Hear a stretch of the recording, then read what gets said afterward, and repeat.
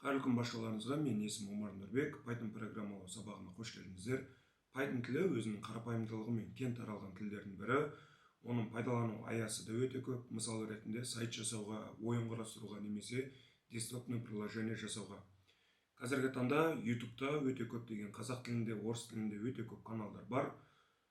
Сол себепті біз Python тілін қалай орнату керек, редакторда қалай настройка жасау керек, ол жағына тоқталмаймыз. Сразу сабағымызды бастап кетейік, және менің беретін сабағым сіздерге пайдасы тиеді деген үміттемін.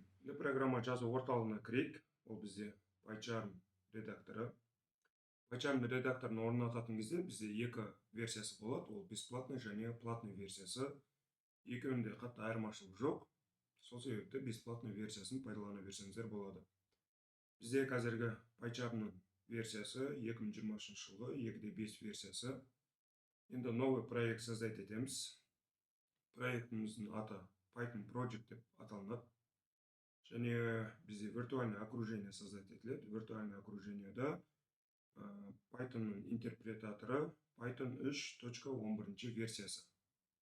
Одан кейін бізде сонда галочка қоятын жеріміз бар. Бұл жерге галочка қоятын болсақ, проекттің ішінде бізде не пайда болады? main.py деген файл пайда болады. Бұны қоймай қойсақ та болады, өйткені біз өзіміз файлды создать етеміз. Көріп тұрсаңыздар, бұл PyCharm редакторы платный версия, сол себепті басқа да язык программированиялармен жұмыс жасауға болады. Бесплатный версиясында бұндай басқа тілдер негізі көрсетілмейді. Енді create дегенді басамыз. Бізде проекті создать етілді. Python Project егер проектін ашатын болсақ, бізде тек қана виртуальный окружение ғана бар, бірақ бізде файл жұмыс істейтін. Сол себепті new file и оның ішінде Python файл дегенді басамыз. И файлымыздың аты main деп қояйық. Ағылшынша. Көріп отырсаңыздар, мұны біздің неміз файлымыз ашылды. Енді бізде ең жиі пайдаланатын функциямыз, яғни командамыз, ол print деп аталынады. Біздің ішінде жазған сөздерімізді, қандай да бір айнымаларымызды шығарып береді. Мысалы, әлем деген сөзімізді консольға шығарып береді. Сәлем, әлем. Енді ең бірінші қарастыратын біздің тақырыбымыз ол идентификатор деп аталынады. Идентификатор деп атқанымыз қандай да бір айнымалға, функцияға немесе класстарға берілетін есім. Ол идентификаторларды біз нижний регистрмен берсек болады, яғни кішкентай символдармен, әріптермен. Например, number деген сөз қысқартылған. Мысалы ретінде 12 болсын. Оны print арқылы біз не істейміз? Осы айнымалымыздағы ішіндегі мәнді шығарсақ болады. Яғни 12. Бұл жерде айнымалымыз оператор присваивания деп аталынады. Яғни өзіне 12 деген мәнді не істеді, қабылдады. Сол намды шығаратын болсақ, айнымалыны бізде 12 деген санымызды не істеп береді, шығарып береді. Енді бұл бізде нижний регистр. Енді жоғарғы регистр деген бар. Мысал ретінде бас әріппен текст деп жазайық. И және бұл жерге біз hello деген сөзімізді шығарайық. Яғни print арқылы текст деген айнымалымызды не істей аламыз, шығара аламыз. Біріншісі 12, екіншісі hello. Енді біз айнымалға стандарт бере аламыз, яғни 0-ден бастап 9-ға дейін. Мысал ретінде num 1 болсын, олымыз 12, num 2, олымыз, например, 4 болсын. Енді print арқылы осы екі санымызды не істесек болады, қосуымызға болады. Num 2.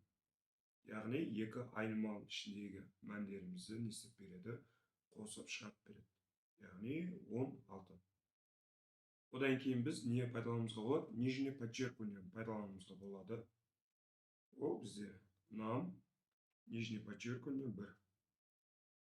Ол, например, 3-ке, num, нижний подчеркивание 2. Ол бізде 4-ке тең болсын. Енді осы екі айнымалымызды не істеп береді? Давайте көбейтейік. И көбейткен мәнімізді не істеп беру керек, шығарып беру керек. Num 2. Басатын болсақ, тоже бізде не шығады? 12 деген сан шығады. Енді бізде қандай жағдайда идентификатор ретінде беруімізге болмайды? Біріншісі, ол сандардан басталған. Например, 3 нам болсын, например, сан ретінде. Бұл бізде нені береді? Қатені береді. Яғни бізде незден басталмау керек? Саннан басталмау керек. Және біздің неміз, айнымалымыз ішінде қандай да бір не болмау керек? Символ болмау керек. Мысалы ретінде нам, собачка деген сияқты символдан тұрмау керек. Ол да бізде нені береді? Ошибканы береді. Одан кейін бізде не болмау керек? Ключевые словалар болмау керек. Ключевые словалар деп атқанымыз, яғни өзінің белгілі бір 30-ға жуық ключевые словалар бар. Ондай қандай слова сөздер екенін білу үшін біз импорт жасайық. Import keyword. Және принтта осы сөздерімізді шығарайық. Keyword.kv list. Яғни қазір ранды запускать ететін болсақ, бізде список шығарып береді. Яғни false, none, true, await, break, яғни class, leave дегендер. Яғни осы сөздерімізді не істеуге болмайды? Бізде идентификатор ретінде пайдалануымызға болмайды. Яғни қазір мен if 10 деп жазатын болсам, бізде нені береді? Ол бізде ошибканы береді. Яғни if деп отқанымыз бізде шартты операторы, яғни шартты оператор болған екен, ол команда ретінде түсінеді. Сол себепті бұны айнымалы ретінде, яғни идентификатор ретінде беруімізге болмайды. Бүгінгі өтетін сабағымыз осы, яғни айнымалылардың қойылатын есімдері және қандай есімдерді қоюға болмайтын. Келесі сабағымызда әртүрлі арифметикалық амалдарды бір-бірлерін қосып, алып, көбейтіп, бөліп және оны дәрежеге шығарып өтетін боламыз.